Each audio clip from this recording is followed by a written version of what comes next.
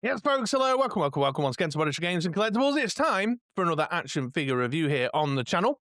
And as you can see on the screen in front of you right now, today's installment is going to be taking a look at the new Nacelle Toys Star Trek Weyoun figure. So stick around, folks. I'm going to give you all the ins and outs, ups and downs that you need to know so that if you've been thinking about picking up a Weyoun of your own, you'll have plenty of thorough information to make a purchase decision around. We'll kick things off by going back in time and taking a look at the packaging on the day it arrived on my doorstep. Then we'll get into the figure itself and have a look at Weyoun. We'll start by talking about the aesthetic and the visual experience, then move on to talking about the articulation and posability, have a rundown of all the accessories and determine whether they're added value, and then maybe pop the figure next to a couple of other action figures to get a sense of the scale and size. And with all that said and done, you'll have good, thorough information to know whether this is a figure you want to crack your wallet or purse open for. So let's get into it, and let's jump back in time to visit past Chris as he takes a look at the packaging on the day it arrived. Here we go.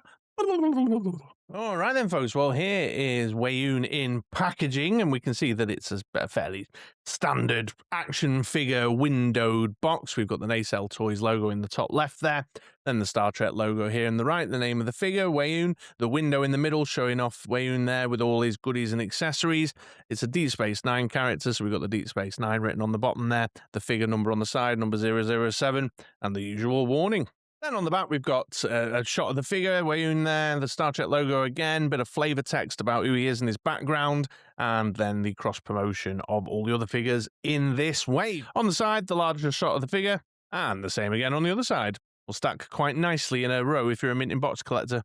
But I'm not a mint in box collector. I'm going to get this bad boy opened up now and get good and hands-on, have some man-child playtime, take some photos, pose him up a bit, see what he looks like against some other figures. I suppose I'll dig out some other to scale stuff and see how it sits with me. Jot down some review thoughts, and I'll come back and share those review thoughts. So stick around, because Future Chris is going to return in 3, 2, 1. Pew. Okay, folks, well, let's get into the review section then, and we're going to kick things off by talking about the aesthetic, the visual experience of the figure. And here's a nice head-to-toe look of Weyoun for you to soak in for a moment. And, of course, to even the casual Star Trek fans' eyes, it's immediately identifiable as Weyoun from Deep Space Nine. You know, he's got his kind of Vorta uniform with the Vorta style fashion design within it.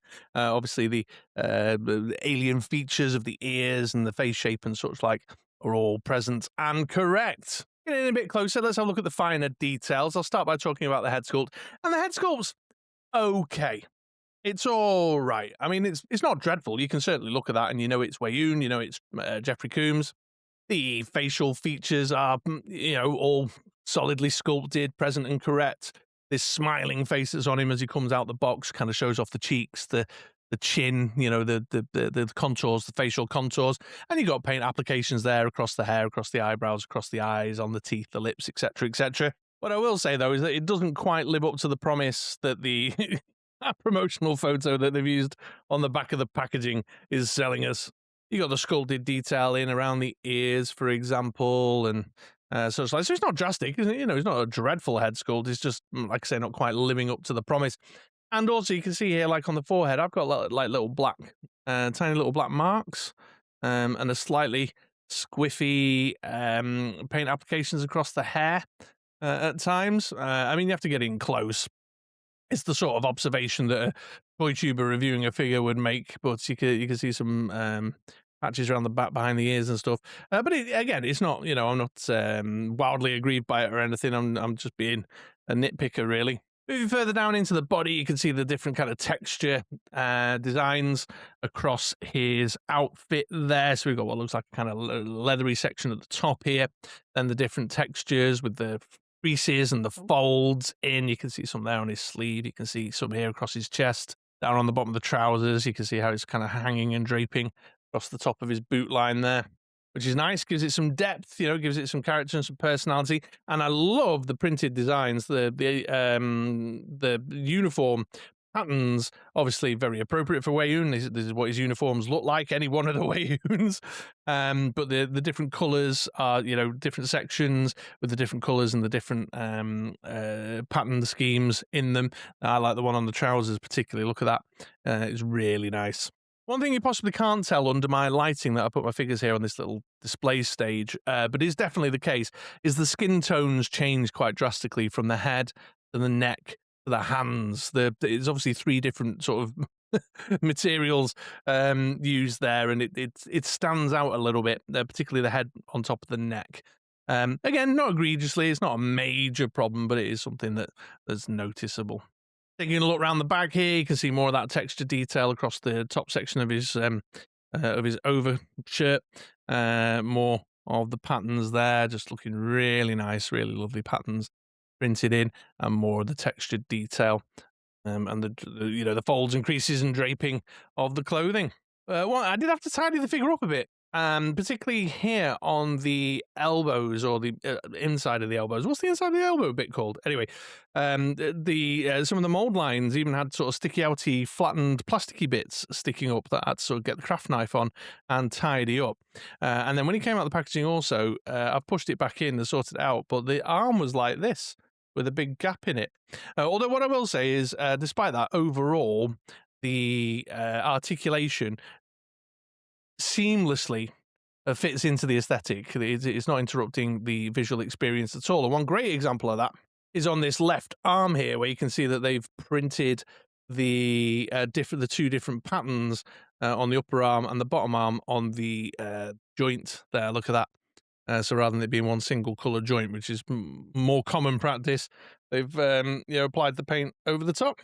The physique's good as well. The body shape, it doesn't look disproportionate. It looks appropriate for what your visual memory of Weyoun as he appeared in the TV show would look and feel like, in terms of bulk and physique and so on and so forth. So that's all lovely to see. What I haven't got, obviously, is an expansive range at this moment in time of Nacelle Toys Deep Space Nine characters to pop next to him to give a sense of where he sits. So, like, if you got a Jem'Hadar or a Ben Sisko or whatever, or a Guld Dukat, one of the characters that he interacted with frequently, to give a sense. I will pop him next to my Jellicoe that I picked up as a sort of standard Starfleet naval character, and to have a look at that. But scale and sort of physique wise seems fine. So overall, I think, aesthetically, visual experience, I'm going to give this guy a thumbs up. I like him.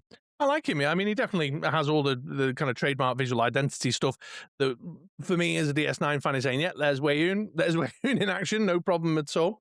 Even though I had some criticisms of the face sculpt, it's not massively egregious. It just, could have been a bit better. I think by modern standards, there's some out there that are doing, much more interesting, much better quality stuff with face sculpts, but it's not like drastically awful by any stretch of the imagination. And so overall, I'm quite pleased with it aesthetically. I think it's good. And as the first figure I opened from the first wave, not a bad start. But that's the visual experience and the aesthetic. Let's now move on and take a look at the articulation posability, shall we? And a quick heads up, ladies and gents, if you're not one for watching articulation rundowns in review videos, I've put chapters in. Use the timestamps down below. Jump ahead to take a look at the rundown of the accessories and added value. However, if you're interested to know about the articulation of the figure, and in fact probably the articulation of the line, this is the first one I'm recording, then stick around. I'll walk you through it, and I'll get started up top with the head. And it's a ball joint in the base of the skull, so you can go forward, you can go back, you can do full 360 X assist. Lots of tilt and swivel and wiggle in there. It sits quite high on the neck point. You got loads of motion in the head point. Then moving down into the shoulders, I'm sure some folks will have clocked it. There's no butterfly joint on here. It's just a peg and a hinge at the shoulder. So you can go all the way around, full 360, and you can tee him out like so. You've got the swivel there at the top of the bicep and tricep. Pinless double elbows that'll get you up to there. And then you've got pegged in hands that can move at the wrist point, and you can see the hinge, the forward and back hinge on the hands as well. That's the same for all of them. They've all got the forward and back hinges, including the hand swaps. No articulation across the chest area, and then down in the waist, it's a swivel cut, but it's disguised by the way his tunic comes down the front here. But I've seen on my Captain Jellicoe that it's a straight waist cut, kind of Marvel Legends style. Then you got a ball at the hips there in the groin area, which I think has got pretty decent range of motion. The tunic obviously blocks it coming too far forward and too far back, but it's good. And as you can see, it's pretty silky smooth. The articulation is pretty good on that front. Swivel at the top of the thigh, pinless double knee that'll get you up to there, and then you got a boot swivel and what I think is a hinge and a rocker in there, but you can't really see because of the way the boot design disguises it, but a fairly decent ankle motion too. So the articulation's underwhelming. I think it's all right. I mean, it's not dreadful, and I got to say, in terms of the way the joints move straight out of the box, really impressed. Like I said about the hips, just like really silky smooth, no issues on that, and it kind of moves nicely in the hand. But it's by contemporary standards, it's a bit behind the curve. No butterfly joint, nothing across the chest, sheer straight swivel at the hips, the waist, not a ball joint or anything, which is all right with Weyoun. I mean, I put him in this kind of Bruce Lee combat pose here, but Weyoun you'd never find him in a Bruce Lee style combat pose like this, in reality, in the show, as it were. But he's a very administrative kind of dude, mostly, diplomat, administrator, kind of negotiator, that kind of thing. So your range of motion is not affecting your imagination coming to life, but I can imagine later on when your Worfs come along, when your Jem'Hadars come along, when you want to put your Starfleet naval officers in phaser shooty poses, that lack of barbell joint and the chest area might be problematic. I don't know. So it's okay. It's reasonable. I'm going right in the middle there. I'm going for a straight up 9 o'clocker. It's not a full thumbs down, but I'm not going full thumbs up either. And I think for the price tag, the articulation should be closer to more modern contemporary standards next to its peers at that price tag. Your Jada toys, your Hasbro stuff, particularly G.I. Joe Classified, etc., etc. All right, well, there's the articulation. Let's now take a look at his accessories and added value, shall we? And to get us started, the first accessory to take a look at is the alternative head swap, which is the more serious, more stern-looking Weyoun face. The one from the packaging, interestingly enough, he comes out the box with the smiley face on, but the one on the packaging is the serious face. Not that's an issue of any measure. I don't know why I bring it up. But my comments are the same as the smiley face, really. The sculpt is fine. You can see the facial details in there. It's a bit loosey-goosey in places, but you certainly recognise it as Weyoun, as the actor Jeffrey Combs in his alien makeup. This one's a bit neater in terms of the paint applications around the face and hasn't got the weird smudges across the forehead. But the eyes look fine, the eyebrows, like I say, just not quite living up to the promise of the face sculpt in that promotional picture that's on the actual back of the package, never mind the one we saw a while ago. But certainly in terms of bringing your imagination to life and opening up your world of possibility as to how you might want to pose or display or photograph your Weyoun, a stern-looking head is definitely appropriate. Then you've got a wide selection of hand swaps with the figure. We've got the corresponding fist and kind of open-palmed hand to match the two that were on him out the packaging. Then you've got two, a left and a right kind of grippy, holdy hand, and then you've got a left and a right sort of trigger finger shooty hand. Again, open up your world of possibilities in terms of how you might want to pose, how you might want to display your figure, so you can chop and change around as you please. Then you've got the Jem'Hadari Vorta virtual display headset. That's what was it they said? It's like having a view screen directly in your brain, or whatever it was Garrick said in that episode. This is fine. I mean, obviously, it's a part of the storytelling, a part of the lore, and you definitely saw Weyoun wear one frequently. It's a decent sculpt. It's got the silvery display bit on the front there, and then a little silvery arm, the black headband across the top, and then a few kind of paint applications with that sort of green colour, which is nice. Just a little bit of an awkward fit across his head. I've seen some people who've taken some photos who've got it to fit much better than I seem to be able to do, because I kind of want it over the eye there. But there you go. It kind of sits a bit loose. I think maybe if I just sort of heat it up and kind of squeeze it in on the head and sculpt it in, but for the purposes of the review, I've kind of left it as it is coming out the packaging. But yeah, another nice bit of world building there. Then we have the Ketracel White sort of like little storage crate and some vials of the Ketracel White there as well.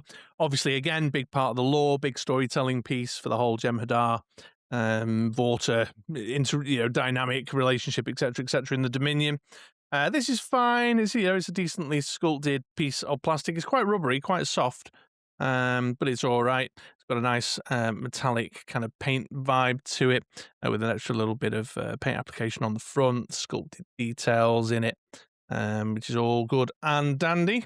And then your little Ketracel White vials, which, basically kind of look like the Ketracel White vials from the show, he says, with it out of focus, with the obviously the main white body and the little kind of clippy bit and the shape of the vial. The only thing is that these are obviously very small and fiddly, and you can't get them even in the grippy hands all that well. I wanted him to kind of hold one as if he was handing it to someone, and he's a bit loose on that front, so I had to kind of get all three and cram them in at the same time. And I also came very close to losing one of these and nearly filmed this segment with just two. But there you go. And again, obviously, like I say, big part of the Dominion kind of narrative and the lore there. So a lovely addition to the package. And then we have a lovely little kind of Easter egg nod to a very specific episode, which I think it was called, what's it called? Treachery, Open the Great Lakes, something like that. I'm sorry, I'm not that much of a fan that I've memorized episode names, so don't come at me in the comments. But I certainly remember the scene on the shuttle with Odo, where Weyoun is skewering the pepperoni and trying to eat the pizza with a chopstick. And you got the little pizza slice, the plate, and the chopsticks there, which is a nice little whimsical touch for the figure. No, I think it's a pretty solid accessory selection, actually. I mean, I'm always down with a line that gives you two different head swaps and a load of hands, so that any kind of display or pose or photograph you might want to do with your figure, it opens up your world of possibilities there. Certainly into the sort of the world building stuff that's highly appropriate for the types of storylines and lore that you might want to recreate with your figures. I'm sure we'll see the Nacelle White and things like the Nacelle White case again and again and again. There'll be reuse on that, but for an initial kind of step forward into the world building, it doesn't seem quite as extensive as some of the others. I mean, like the Jellicoe I picked up has got a whole captain's ready room wall piece in it and stuff, but then he doesn't have the head swap, I suppose, so kind of puts it all, swings and roundabouts perspectives. But yeah, I'm pretty happy with it. I think, opening up your world of possibilities. And it's nice that, obviously, aside from the head sculpt, everything else you can largely use across your whole, your whole collection, whether that be Nacelle Toys or beyond, to be fair. The hands you can swap with your other Nacelle Toys figures, certainly ones of a similar, kind of skin complexion, and so on and so forth. So, yeah, I like it. I'm giving it a thumbs up. I think it's a pretty solid accessory selection for sure. Okay, well, there's the accessories then. Let's now take a look at Weyoun next to the only other Nacelle Toys Star Trek figure I've got, and then maybe a Marvel Legend and whatever I've got lying around. Let's see. All right. Okay, folks, well, here is Weyoun next to Captain Jellicoe. Then you can see some of that kind of scaling difference and the different books there. Here's Weyoun next to my Harrison Ford collection, basically. my Empire Strikes Back, Han Solo, and Indiana Jones. Here's Weyoun next to the Operation Monster Force General figure. Here he is next to a Marvel Legends Cyclops. That one just doesn't add up at all, does it? And here he is next to the G.I. Joe Classified Series Retro Card-backed Cobra Commander. So hopefully that's been a wide enough selection to give you a true sense of the scale next to other lines you might be collecting. All right then, folks, well, here's where you can go around on the turntable. You can get a nice 360 view of the figure while I offer up some final thoughts. And ultimately, folks, I'm okay with it. I think it's all right. For the first figure I opened and got hands on with the Nacelle Toys Star Trek line, it's okay. It is a little rough around the edges in places, this isn't, of the two figures I've got, I've had two figures that have got some squiffy paint applications, some slightly loose joints in the arms, particularly at this top point here. The slightly shaky head sculpt, but there's also lots to really, really like that print job on the uniform, and a little bit of attention to detail on things like the joint in the elbow articulation is interesting. So it's a good start. I just think that you can't help but compare it against the standard of the other 6-inch lines that you might have in your collection. I've certainly done it. I've compared it to Fresh Monkey Fiction, Valaverse, Hasbro, all these different lines that I've had in hand. And I think the main downfall is the articulation. Now, Weyoun's not a particularly dynamic character. I wasn't trying to pose him in anything too ambitious, but as I mentioned earlier, down the line, when I'm going to want to get my Worf in a bat'leth battle with someone, or my Jem'Hadar in interesting kind of shooty positions, then I'm going to find the articulation limitations a bit more frustrating, and I can't help but think that it's not up to the standard of its contemporaries at this price range, So yeah, it's a highs and lows, but overall, I think I would recommend it. If you're a Star Trek fan, obviously, if you've got the budget, because they've obviously put some thought into the kind of world building stuff and some of the attention to detail pieces that I think perhaps less action figure collecting focused folks, but more Star Trek action figure collecting folks might be interested in. I don't know. Perhaps you'd tell me otherwise in the comments down below. So there you go. That's where I'm at with it. Okay, well, that's everything. Thanks very much for watching, folks. I hope you enjoyed that video. I hope it helped you make your mind up if you are thinking about purchasing a Weyoun or not. If it was useful, then do all the YouTube stuff, give us a thumbs up, etc., etc. But in the meantime, all that remains to say is thanks for watching, and swing back around again for another video sometime soon. All right, folks, take it easy and have yourselves a great day. Bye-bye now.